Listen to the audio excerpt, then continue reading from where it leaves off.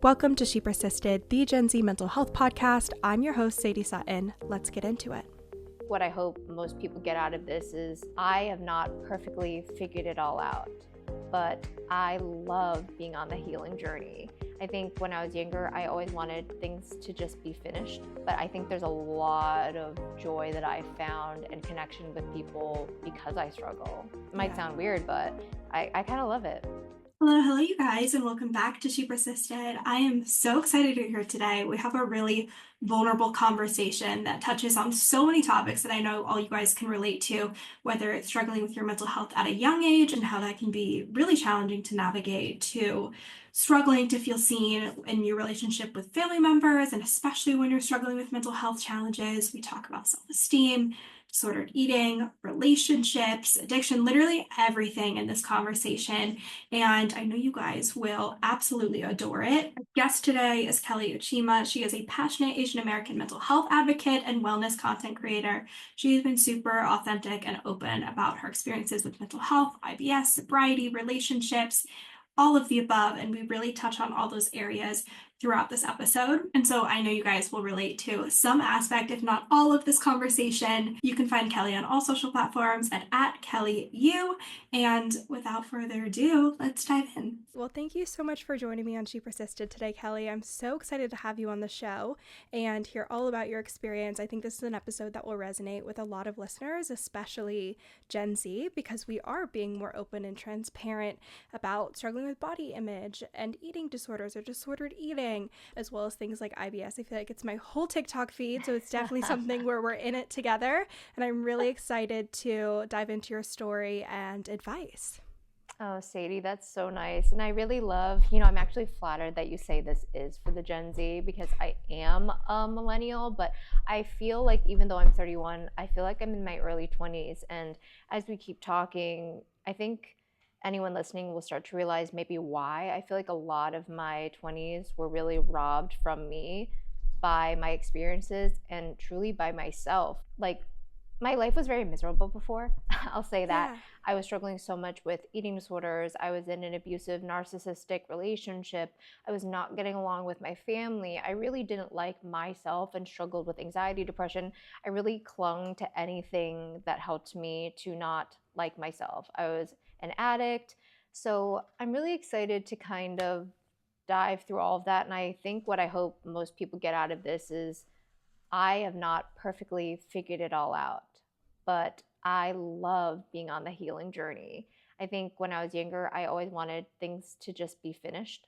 I was so tired of living and suffering, but I think there's a lot of joy that I found and connection with people because I struggle. It might sound weird, but I kind of love it in weird ways. No, I completely agree. And we talked about this on the podcast last week, whereas when you're in the journey, the destination is really motivating because the journey is so painful and challenging and it's annoying. All consuming. Exactly. And then once you've been to the destination once, regardless of kind of like what area of life that is in, the journey can be somewhat more motivating because you know there's light on the other side. But when you're going through it for the first time, it is such a hopeless, demoralizing experience because even though you're told like it gets better, things will change, it's possible to shift these things, you don't have that lived experience. That proof doesn't exist for within your context and memories. And so that can be really challenging in the moment. I would love to go back to a couple of these things that you mentioned in your 20s. A lot of listeners are in that age demographic and struggling with these things, whether it's relationships or behaviors that they want to shift away from, their own internal self-image, self-esteem. It's something that we really do all struggle to develop and come to terms with in these like early adulthood years. We can kind of go through all of it or some of it, but I would love to hear the advice, the insights, the wisdom that you wish you would have had at that point in your life that you have learned throughout those experiences. It would probably be best to tackle one by one. I mean, I think this all really started for me, my struggles when I was 10 years old. And I think a lot of us realize, when we're in our 20s and 30s and we're in a bad relationship or have a bad relationship with ourselves, we're like, this started when I was a kid? And like, how is that possible? Yeah. And for me, I became anorexic at the age of 10. And I really did think it was about the food and being made fun of for being chubby by this boy at school that I really liked. And of course, sure, as gals and as humans, we feel very insecure about the way people perceive us. But when I was 19, I started going to therapy for my binge eating. And I told my therapist, hey, I'm only here because I struggle with binge eating and something's wrong with me. I need you to help fix this problem. Yeah. And I think this was in our second session where she went, so what's your relationship like with your dad? And I was so offended. I said, what does that have to do with anything, It's off the girl? table. That's not why I'm here. And even though I had a very, very tenuous relationship with my dad, I felt really protective of him and my family. You know, I grew up where there was a lot of fighting between mom and dad, very chaotic. I felt like they didn't even like each other. And my sister and I felt like we were the mediators and the therapists. But my parents always said, I love you to us and each other, and we hugged and we affirmed each other. So in my mind, we were fine, but I knew there was a lot of toxicity underneath it all, and I didn't want her to drum all that up, mostly because I had not even realized half of it. And I realized that I only knew a certain way of life where it was numbing my feelings, tuning out, and I found every way possible to do that. I had eating disorders, I had depression, anxiety, and then in my 20s, I became really addicted to smoking weed every single day. I am sober, 4 years sober, and I know sometimes that's a hot take in saying you're sober from smoking weed, but really, you can become sober from anything because being addicted to something means that you are using it to not feel things, to deal with things, and you use it to deal with things because you actually can't deal with the real thing. And over the years, I've really tried my hardest to involve my parents in trying to explain my struggles to them, and thank God they have actually been receptive. But there was a time where we didn't talk for a long time, for about a year or two, and I didn't want to be associated with either of them because I felt like we were all telling each other lies. And I think that happens a lot in families where we just want to get along with the family system, yet we have all these underlying feelings and we feel like our parents are not going to be able to deal with them, which is almost always the sad truth. Yeah. And some advice I wish I had, you know, my therapist helped me kind of set boundaries, but I wish I knew that regardless if they did turn around or not, I had to do what I needed to do in order to make peace with them, whether it be not talking to them ever again, because that would mean I'd have more peace, or really getting into the dirty, yucky, screaming, yelling conversations and telling them my truths, which is what I ended up doing. Yeah. And it's not easy, and you never know what the outcome's going to be. And I think we just have to do it for ourselves. There's two things that I want to touch on there. One is this experience of struggling at a really young age, because I think a lot of listeners in Gen Z will share this experience where we have these really big emotions. We really, truly are struggling with big mental health challenges, and the way that we're coping with those can also be really ineffective and add and kind of exacerbate those mental health challenges. And I remember when I was depressed and anxious, and even though there were these external markers that like things weren't right, I was hospitalized or struggling with self-harm, or had doctors being like, this, got to work on this isn't right, this isn't normal. There's still that like perception that you can't feel that level of distress at that age. Like if you're in elementary school or middle school, it's like, what? Like there's almost this like confusion that at that age, that level of dysfunction and distress and overwhelm isn't possible. And it's crazy because I even notice it myself now, where I'll see people the age that I was when I was struggling with my mental health, and I'm like, there's no way. Like, how is that possible? But it's a common experience for so many, and it can be even more isolating and alienating because then you're hearing like, I shouldn't feel this way, and I'm wrong for having these experiences.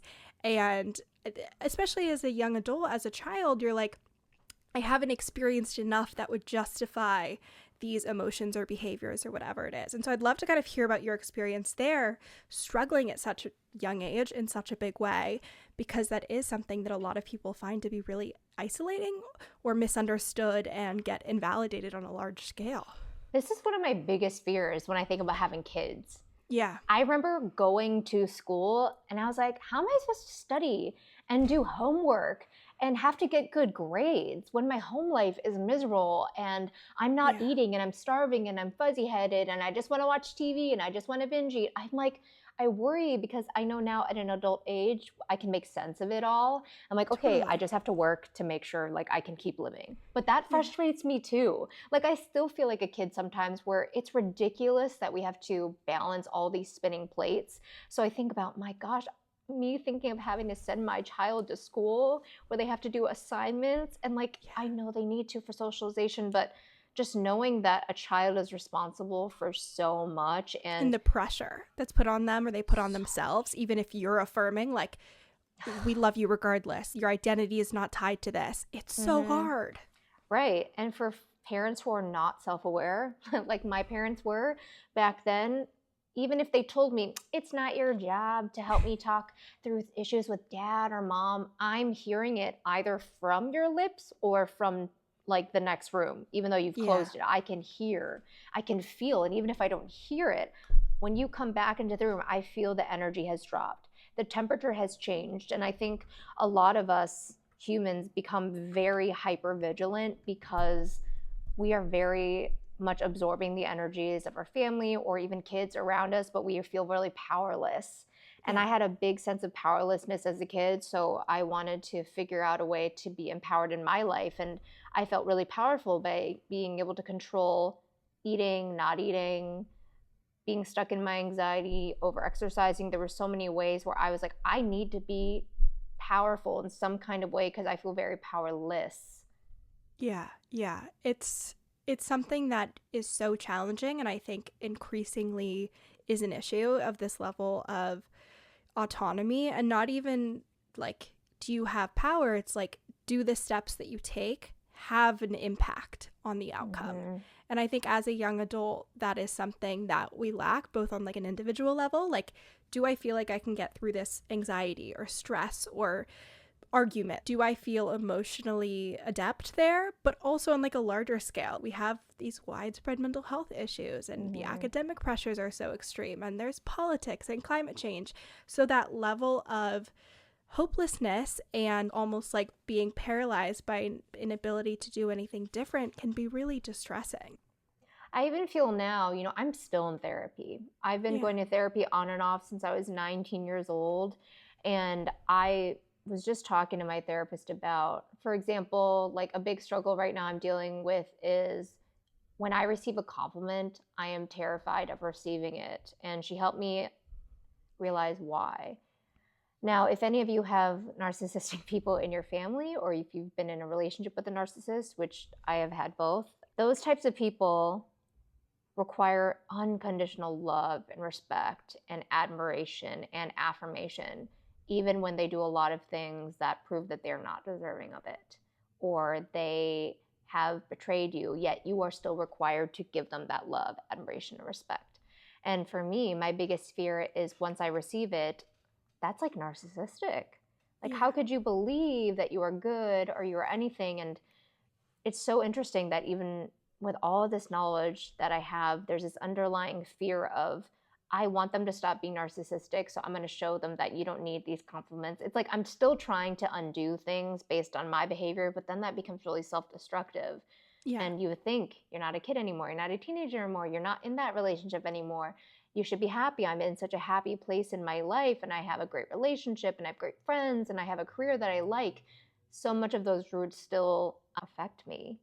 Yeah. But now I think, thank goodness, I can see them for what it is. But I think that's helpful for people to know in their journey is like, no one's got to figure it out. And that's really annoying, actually. I would hate when people said that. I was like, wait, so you're telling me it never ends? All of the suffering, I'm not going to be perfect? Yeah. But there's a beauty in that because at least you can choose. You choose not to give into the coping strategies and mechanisms that are really unhealthy. Like I actually decide not to fall into pits of my addiction and binge eating and self-loathing. I choose to go out in the sun. I choose to go for a walk. I choose to call a friend. I choose to get a yummy treat and not feel bad about it. There's choices and there's a lot of freedom there. I love that you mentioned that because I posted a TikTok a couple weeks ago and I was like, my mental health rules. And one of them I said, if you're not progressing, you're regressing. Because for me, if I go on autopilot, it's not good. Autopilot, that's a great way. Yeah, that's awesome. Like, not like that's good, but the way you're viewing, yes. Yeah. Like if you have that background and that context and that history of coping ineffectively or speaking to yourself in a really negative way or not showing up in your relationships vulnerably and setting boundaries correctly, autopilot isn't a good thing. No. And so for me, if I'm always focused on like, okay, how am I moving like the ittiest bittiest baby step in the right direction? Just don't make things worse. And then I know that I'm in the progression, not the regression box. And everyone was like, that's such a toxic mindset. Like, do you just have to like be as is? And what you're saying is like, you can be as is, but you're making that choice. And that's Right. moving you in the right direction, which is so incredibly powerful and positive and empowering. But then I think the frustrating part that I get asked a lot, and I would ask people who were doing more mentally well than me, I'd be like, yes, but how? You're not telling me how you did it. Yeah. And how I did it was hitting rock bottom. And that's not what I recommend. It's not something that I think everyone should do, but I think that really is the cycle of life sometimes, where unless there's a consequence to the way you're living your life, why change it? If I was able to smoke weed and not feel feelings I wasn't ready for, then I wasn't ready for it.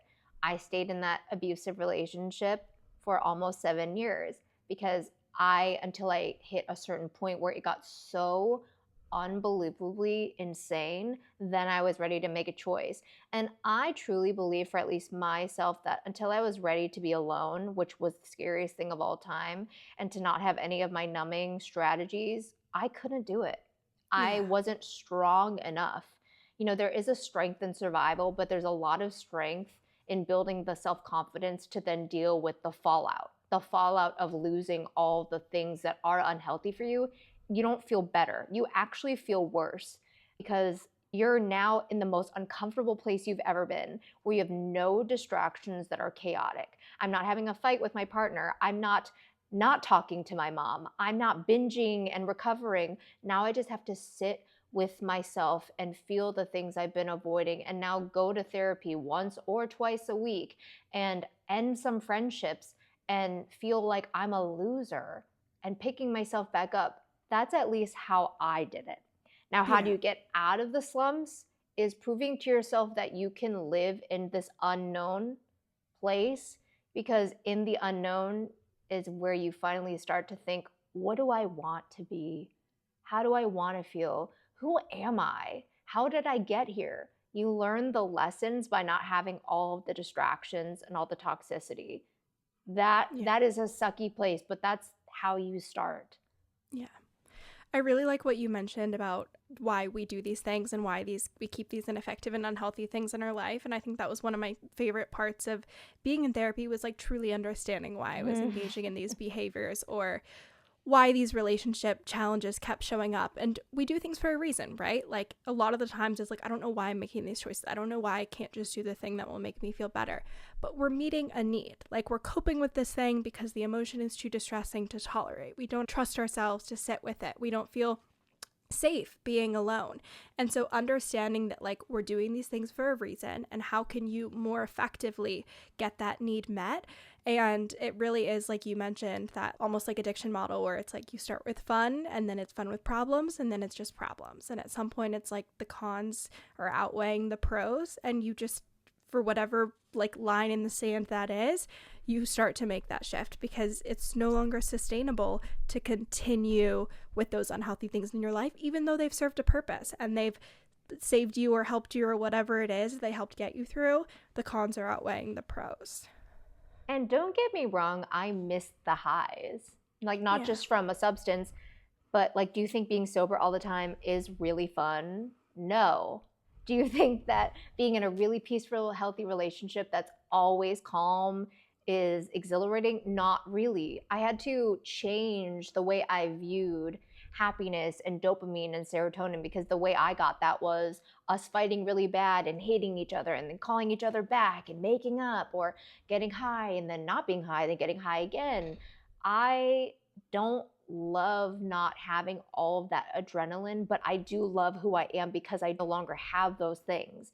Like, it's not the funnest life, but it is the happiest life that I have now. And because I don't have all those highs to cling on to, I realize, oh my gosh, going outside and meeting up with friends and being in the sun and doing all these other activities brings so much joy, but I was not used to enjoying peaceful, connected things, because when I was doing all my other coping mechanisms, I could not connect with myself or other people.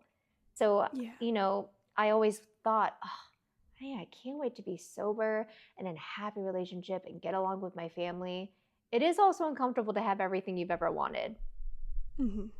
You just got to keep allowing yourself to receive the positivity and like the fruits of your labor. And that's uncomfortable too, because you're like, am I even deserving of this?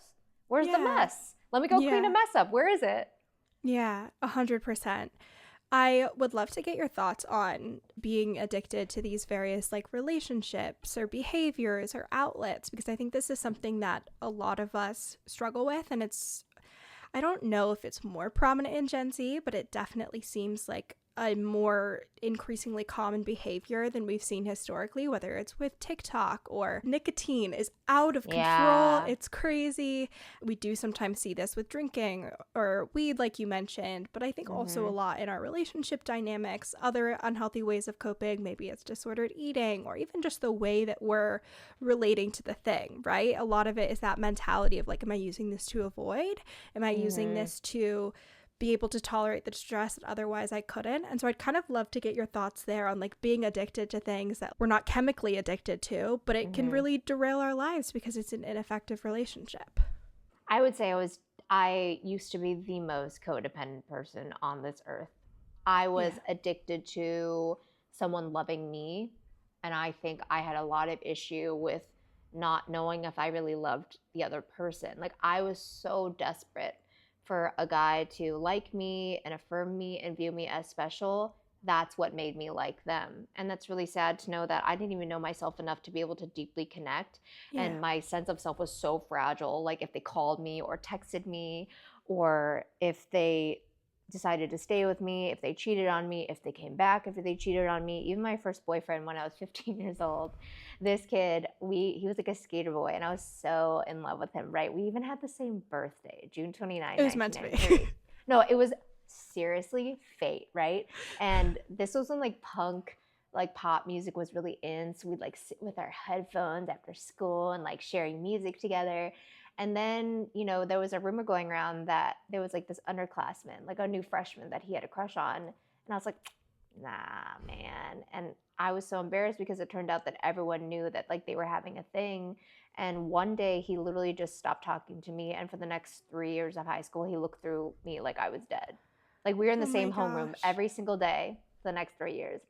And that really set a pattern that coincided with like my family life. One of my parents was codependent. One of them was narcissistic. And for me, I was just like, hey, as long as someone likes me, that's good enough. As long as they're not treating me really badly. But then I ended up going into another relationship that was really codependent. And then my longest one where that person was a narcissist. And because the abuse was different than what I saw, I thought I could take it. And I didn't think cheating was the worst thing. I didn't think that emotional manipulation was the worst thing because I thought we were in love. And for me, being in a relationship with my incredible partner now, we've been together for almost 3 years. He is such a safe place. He is kind, loving, so interesting, so brilliant, hardworking. But I told my therapist a few months ago, I was like, I'm like a little bored. Yeah. And I felt really guilty because half of me has always wanted just a great person, really great. And it's not that he's boring. I'm not getting any of the highs and lows and whiplash. Like, don't get me wrong, I didn't like it, but I love it. Yeah. There's a part of me that's not being fed. And so I have to find ways to still be engaged in this relationship and see it for what it is. And I still have to change.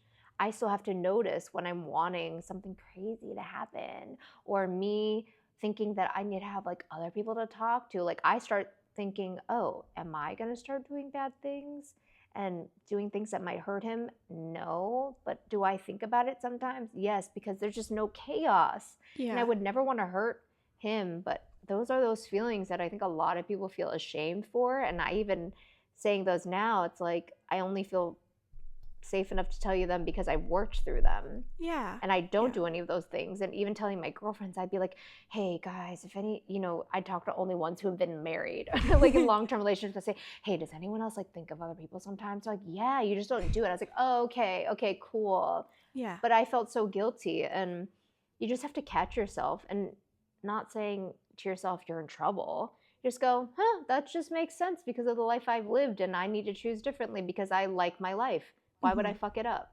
Yeah. You mentioned something earlier in our discussion that I want to circle back to because it's one of the most common things that I hear from listeners, which is that parents are not responding effectively or well to mental health challenges. And I think I don't know if it is more challenging when you're like at home or when you're for the first time not at home and you have so much more autonomy and you're like, oh, I really wish that relationship was different, or I now have the emotional space to be able to really unpack that dynamic. What are your thoughts there on not getting the response that you would want to, or not feeling seen or heard, but also really needing that support when you're struggling with your mental health in a big way? When I was a freshman in college, I remember calling my mom and saying, hey, I'm really struggling with depression. Like, I'm not doing well. I really want to see a therapist. I know I'm on your insurance. Like, would it be okay if I find one in network? And she was terrified. I mean, her voice completely changed and she started sounding really, really sad. And I understand where she was coming from because she is Chinese, my dad's Japanese, and there's no discussion of mental health. But specifically for her and my dad, my mom they both had a daughter before my older sister and me, and she actually died at 3 months of SIDS. That's called sudden infant death syndrome. So she fell asleep for a nap and just never woke up. There's no reason for it. Even the doctor said that Asian girls are the least likely to die from this. Yeah. So in her mind, she immediately was frozen and thought, please don't kill yourself, basically. Mm-hmm. And I felt really bad for her, but at the same time, I was infuriated because she wasn't hearing me. Yeah. And I just really had to decide, I'm gonna go to therapy, so at least can I get your okay to do this? But my parents were so afraid of me getting on antidepressants. They were so afraid of me unearthing things. They hated me addressing them and confronting them with my feelings about them, their relationship, how we were raised, how the family was. They weren't ready for that. And I think it was honestly until 10 years later, they were ready for really, really direct conversations. And actually, my parents ended up separating as a result of that. They started to admit to themselves they had messed up in certain ways. They also forgave themselves. And we've all now been able to function as a family where we all tell the truth. Yeah. And I just felt like our family's full of lies before, just because we didn't know anything different. We're just trying to get by. And I think it's really hard when your parents don't see what you see. I think it's more than just wishing your family was healthy and functional. It's more of a feeling of, can you just believe me? Yeah. That's one of the hardest themes in my life, of even having been in an abusive relationship. That person and their family, I don't know to this day, but at least when I left, they did not believe me. Mm-hmm. They felt like I was overdramatic or causing problems by telling the truth. And that's how my family felt too. For a long time. So I really felt like I was on this lonely little island by myself, and the only person who really saw me was my therapist. And then, of course, when you're surrounded by toxic people or narcissists, I often questioned myself, am I just narcissistic? Am I the problem? And of course, obviously narcissistic people don't ask themselves that, but I did also have to own that I had a lot of parts in the toxicity, whether it was playing my specific role in the family system. For a long time, I was just acting this way, but then I became the black sheep because I finally was myself. And I think that happened in my relationship too, where when we broke up, I said, I can't live in this false reality you live in anymore. So the hard part is you have to stick to your gut, and that will often alienate you from people, but it'll bring you to the people that are meant to be in your life. You will have a much more happy, fulfilling life if you stop pretending. Yeah. Having challenges with your family relationships and not feeling seen, and also not feeling like you see the same thing as your parents, which is so challenging, for over a decade. I think so many people are listening can relate, but are also like, how do you be okay with that? Because there's like some level Like, how of do you do family dinners and holidays? yeah, and just accept when you wish it was different, right? Like you're taking the steps and going to therapy and trying to have these conversations and shift the dynamic. You want something better for yourself and for your family, and it's not happening for at least for like whatever period of time. And so I'm curious how you navigated that mentally, personally, being like, oh, this really isn't where I want it to be. It's not only not where I want it to be, but it's painful to experience and probably has like ripple effects in other relationships because our parents and our relationship always has that effect. And so I'm curious kind of how you navigated that experience for those 10 years when there wasn't that breakthrough and feeling like on the other side of those challenges. Well, I definitely beat a dead horse by sending many an email and many a text to both of my parents. Had tough conversations with my sister. And a lot of it was just them feeling like, why are you bringing all this up? Why are you causing all of these issues? And every so often I would try and then I would get the same response. And, you know, sometimes I would just sit at dinners and holidays and just play my part. And that is sometimes the easy way out where you're like, I don't want to suffer and be rejected again. So sometimes that feels like a self-protective thing. And other times you're just stewing in feeling stifled by that. Yeah. And I think the way that I was able to navigate that was these were opportunities for me to build a relationship with myself. That's what my therapist and I often kept reiterating is you cannot change people, but this is you shaping the rest of your life and every relationship moving forward. So even though these relationships are not where you want them to be right now, at least you're being who you really are to them. As long as it feels safe, you know, not every family doesn't like scream at you back and tells you to shut up, you know, at least my parents just were kind of like, please stop being annoying and bringing things up, you know. So I think that it's really hard, but you have to think about yourself, which is tough because when you're just surrounded by people that mean so much to you, you kind of just see yourself as a reflection of them. And it's really hard to start building your own life, especially when you're young. I mean, when I was in teenage years, my parents were really all I had. So when they were annoyed by my bad mood and didn't think that I had depression or ADHD or just got broken up with, they thought I was just a really moody teenager. I believed it. Yeah. It's really challenging. And I think you haven't gone through that phase where you are able to create your own identity completely independent of your family dynamics. And so it's really hard to have that full sense of self and form your own opinions and understand what your values are independent of those relationships because you really just haven't had the opportunity, and it makes everything from a mental health perspective so much more challenging.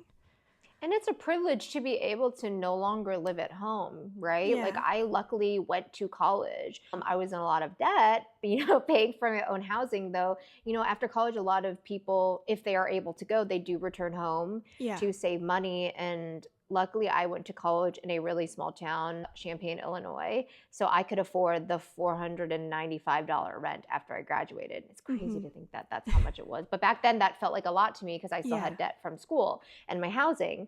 And I knew that it was best for me to never move home. But most of my friends did, and I felt envious because they could have saved so much money.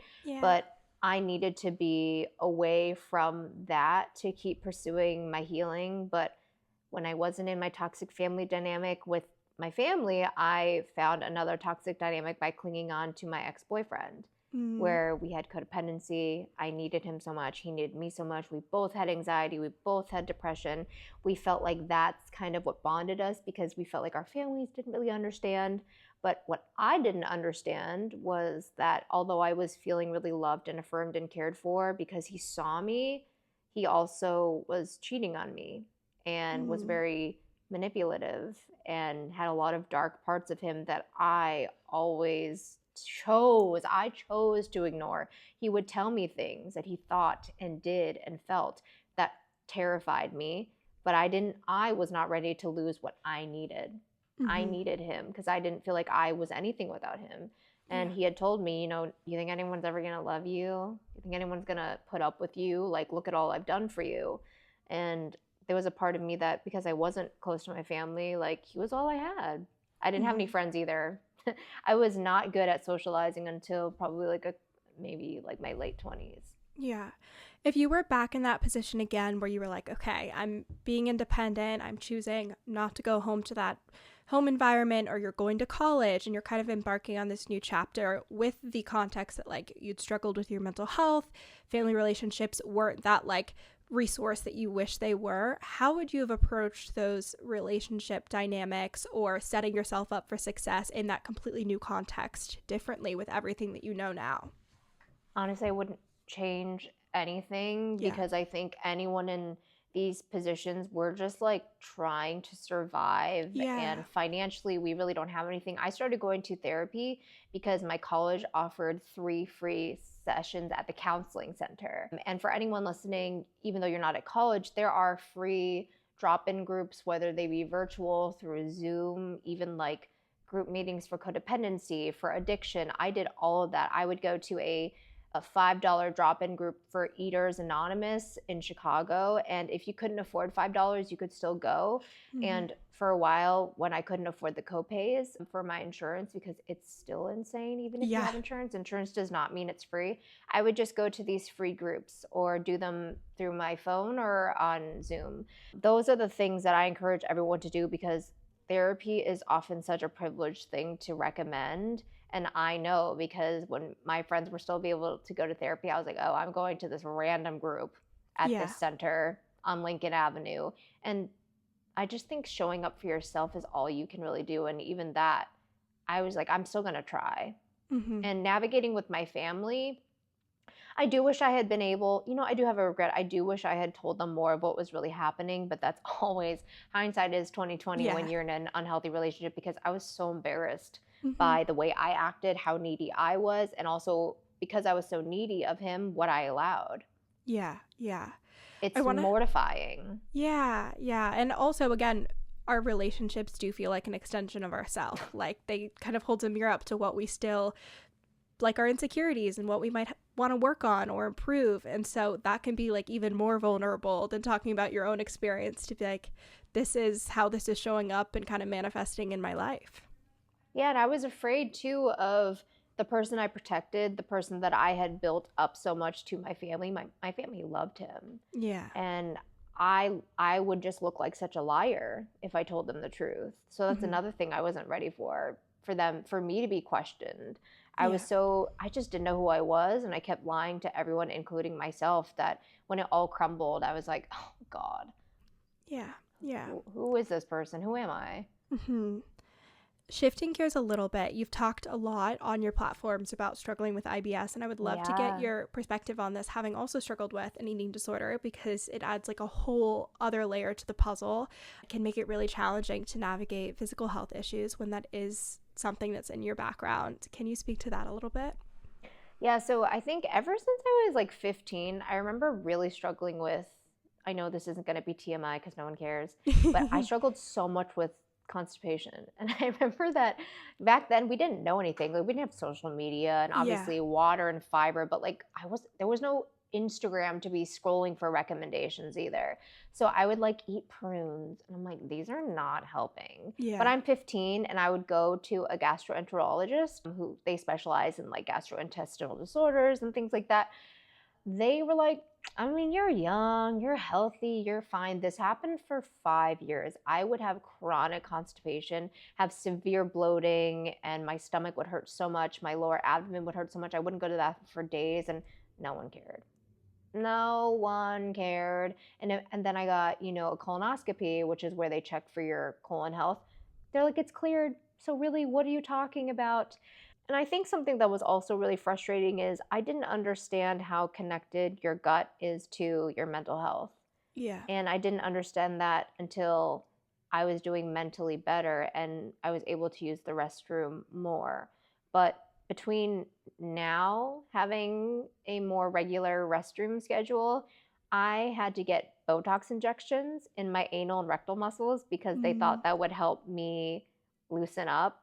And that's crazy. I think it all makes sense now when we think about, if you've had a lot of stress, if you've had a lot of trauma, if you're like a very tense person, think about what that does to your digestive system. Yeah. And living in fight or flight all these years, even since I was a kid, has changed the way that my muscles and my body work when it comes to going to the restroom. Mm-hmm.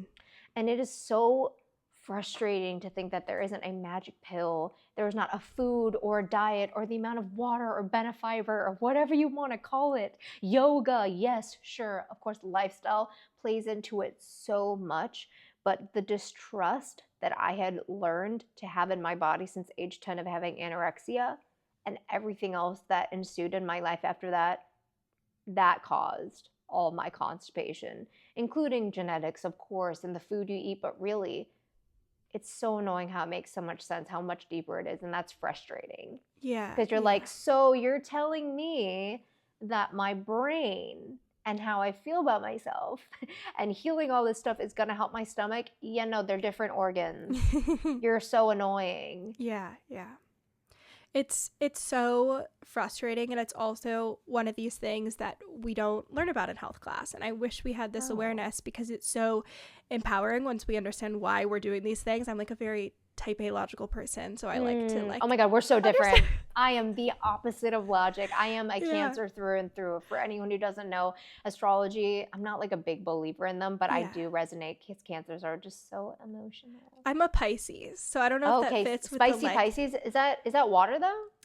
Water it's too? The last one of the year. I think it's water. I am so bad at understanding these. That's okay. They're not important. They're not real, I think, anyway, but whatever.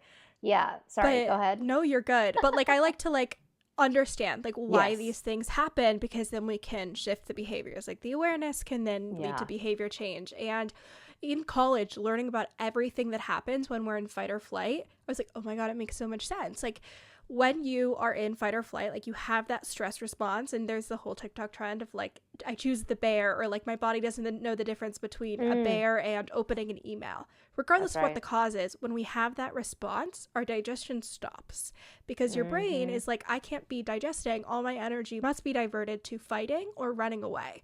And so this is not important. So like literally, regardless of the cause, and if you tell yourself it's fine, it doesn't matter, I shouldn't be doing this, your digestion is still stopped. And there's funny things too, like we sweat so that we're more slippery if a predator tries to grab us. And like, isn't that crazy? I'm like, why aren't we told this? Like, that's fascinating. And then we have more attention and like ability to see things better around us, because it'd be more effective to outrun and escape from a predator. And like, there's more blood flow being directed to our extremities to run and fight away. God, you're teaching me so much. And it's like, you wouldn't know that, right? Like you wouldn't, that's why we feel lightheaded or like tingly. And so even if you're like, it happened for 1 second, I was stressed, I was anxious, and then you moved on, it still takes time for your body to recover and course correct from literally stopping digesting your food. And we don't learn about this in health class, but it's something that I think is so relevant in a way that mental health shows up for so many of us. I joke with so many of my other girlfriends who do struggle with like constipation. It's such a common thing. But unless I wake up and get to like chill, drink my water, have my matcha or my coffee, and go to the bathroom, if I have to wake up and do something, I'm constipated for the next day. Like, you know, if you wake up for a meeting, my body just, my head feels dissociated from the rest of my body. And it's very frustrating, because then when you're constipated, you're in a really bad mood and you feel less capable of the day. It affects your mental health so much. So it's really annoying how if your mental health's not great, your gut's not great. Your gut's not great, your mental health isn't great. And I realize that just means that I really have to work on like self-soothing more and breathing. But girl, like, sometimes it's like I can't change my body though. I don't know how to get out of fight or flight. Honestly, even when my boyfriend will say, guess what? I go, oh my God, no. He says, you always expect the worst. It's a lived experience though. Like you learn to expect the worst. Yeah, there's no good after guess what. It's so true. I'm like, oh no. My goodness. I wanted to also get your thoughts on like the body image, body acceptance, body positivity, various movements, because I do think we're seeing a shift in all of these that's been very prominent, I think, for both of us, like growing up and going from like more diet culture to then it was like body positivity, then we had body acceptance, then there's body neutrality. Like there's all these different ways that as a society we're approaching this conversation. And I would love to get your thoughts because I think it's really nuanced, especially when it's not just like, oh, we'd like to have a better relationship with my body, but it's like, no, you've actively struggled and had that negative relationship, and that's what you revert to. Oh, well, right now it's 2025 and the trend is back to, being tiny and thin. And I've talked to my girlfriends about this, that it affects me. Yeah. For sure. One, because obviously like I do post things online and it's my face or things like that. And I just think with social media, we look at other people, and then when we like go and take a selfie of ourselves, we're so used to looking at a screen and seeing others that we take it, we're like, I didn't think I was gonna look like that. We expect and even photos, like that's not what we look like. Like the iPhone lens is not what you look like in real life. So like we're so distorted. No, exactly. And I think that anyone who has really struggled with body dysmorphia knows this, or gets to a point where you allow yourself to have those feelings because they're there. And when I have them, I do talk to either my girlfriend, my partner, my boyfriend Stone, or my therapist, because I have to get it out. Yeah. Because my desire is not to give in to them. And what I mean by not give in to them is I don't want to start eating less. I don't want to start forcing myself to work out more. I don't want to be tempted to do anything that causes me to give in to disordered behaviors. But deep down, what I like to, yes, that is why I vocalize them. Because when I was 10 years old, it was like I was playing a game. The smaller I became, the bonier I became, the smaller the number was. I felt very proud of that. And my binge eating was such a failure because I have worked really hard to stop feeling like the feeling of fullness was a failure. I felt like fullness meant I did something bad. And I remember the other day, one of my girlfriends was like, oh, you know what the best feeling is after a meal, you just can lay and you're so full. And I was like, whoa, that's so wild that you say that, because I'm still working on that. Like, girl, I love eating, but feeling full and having to unbutton my pants, although physically relieving, there's something in my heart and in my chest that goes, what did I do? Yeah. And when that voice comes up, I talk to it. I go, you're good. It's all right. So for me, the feelings don't go away and the desires don't go away, but my instincts have changed. Yeah. I don't run and do anything about it. I go, good for you for not falling into that. Like, we're fine. We've changed. We're fine. Yeah. It goes back to that choice point that we all have. Like, you can always make the decision to continue down the path and make it worse and be ineffective, but you can also choose to just sit with it and do nothing, or sit with it and maybe like make a more positive choice. And you always have that option, which is really empowering. That's also a lot of people, especially my girlfriends, will come to me for advice when it comes to dating. You know, they're like, is this the right guy? Or like, I think this is kind of a red flag. And of course I'll have my opinion. You know, I think that's what me as a girlfriend, I do pride myself in being honest, but I never tell them what to do, because obviously I always chose wrong before. And I would say, oh my God, you can totally choose to date them for the next 7 years. I totally support that because I did that. Or you could not, because you don't think this is a good thing, but like, you can choose, and there's really no wrong, because there's a lot of life experience that goes with choosing the wrong thing too. And it's not objectively wrong, but it's not going to push you into the life that you know you want for yourself. And I think that happens so much with dating, where we ask for advice, but like, we're not going to do the thing that's healthy, and that's okay. Come on. It's a story. As long as it's not like really dangerous, you know what I mean? But like, that's why I have stories. That's even why I'm on a podcast, right? Like, if I hadn't made a lot of, if I hadn't made a lot of really unhealthy decisions, I'd have nothing to share. And I don't think that's a good thing, but that's how I choose to look at it at the end of all of it. Yeah, but also our ability to like relate and empathize with each other's experiences and understand other suffering. Like, we wouldn't be able to do that if we hadn't had those moments. And that's so empowering as well.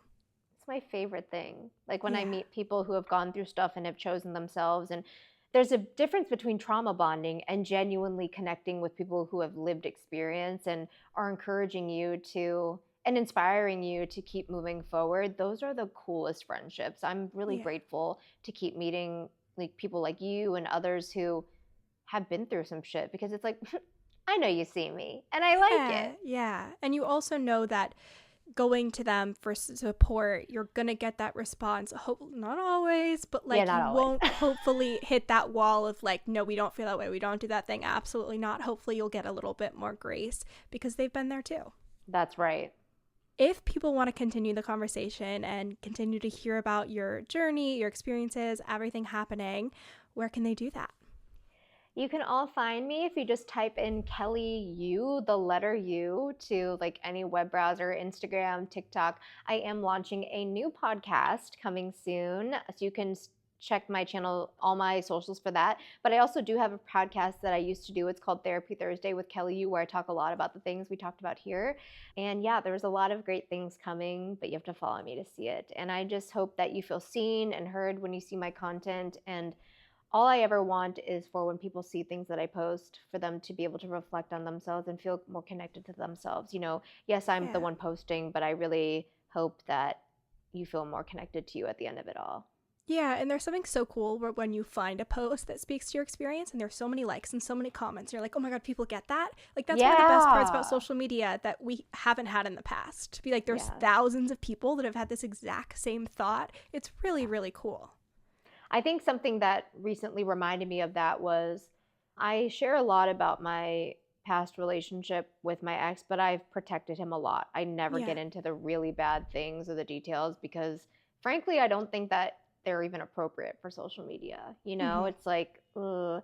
And I recently shared something where I said all these statements that he had actually said to me, which are absolutely insane. And his aunt had actually commented on it. And she said, maybe it's time to move on and let go, or let go and move on. And that really messed me up for a few days. And I was sitting at this exact same desk I'm talking to you right now. And sometimes I just make video journals for myself to process it. Because sometimes I feel like thinking versus talking out loud, I process it better when I pretend I'm talking to someone else. Totally. So I just set the camera up. I was just wearing a hoodie and glasses, and I was like, talking about what happened, and I was like so embarrassed that it affected me a lot. But I also in the video was saying to myself, I'm not over it, but this is also just a part of healing. And so much, like I do struggle with this, and I showed it to my friend and I was like, that's so embarrassing that I'm not going to post that. Like, no one will care. It'll seem really like self-absorbent. And the amount of responses that I got to that video, it was heartbreaking to know that so many people have been invalidated when someone says you should just move on and let go. Yeah. Or they have been bullied online by their ex or their ex's family. And that was shocking, actually, because I think I'm not unique, but I felt like this is probably just me, where I'm feeling really embarrassed that the family's calling me out and saying, what's wrong with you? Like, he's totally moved on. You're a loser. Yeah. And I think the more we do that, not even sharing it online, just to someone else, like, helps you let it go a bit and feel affirmed. Yeah. Like, this is the other thing about, like, mental health that I'm like, it's so frustrating because our emotions tell us to do the opposite of what's effective, and shame tells us to withdraw. Hide. And so it's like, if only you do, like, literally the exact opposite of what your brain and body is telling you to do, the emotion will shift. And whether that's to yourself, whether that's to a camera, maybe it's a journal, maybe it's a friend, family member, therapist, when that shame comes up, that's the best thing you can do. And it's so effective in helping you move through the experience, because when we avoid it, it just amplifies and becomes even more overwhelming. And then we do these behaviors that are ineffective and all the things. And for anyone listening, there's no shame in doing all the behaviors. Yeah. Do what you need to do until you are ready to change. I was not ready to change until I was like 26. That's when I got out of that relationship. That's when I decided to get sober. And I'd been struggling since like 15 years old. So there's no timeline either. If you're older than me, you'll know when you're ready. And if you're not ready, find someone to push you to get ready. Yeah, 100%. Well, this was such a great conversation. Thank you so much for joining me. Thank you, Sadie. If you enjoyed this episode of She Persisted, make sure to leave a review, subscribe, and share with a friend or family member. Follow along at She Persisted Podcast on TikTok, Instagram, YouTube, and more for bonus content. Thanks for listening, and keep persisting.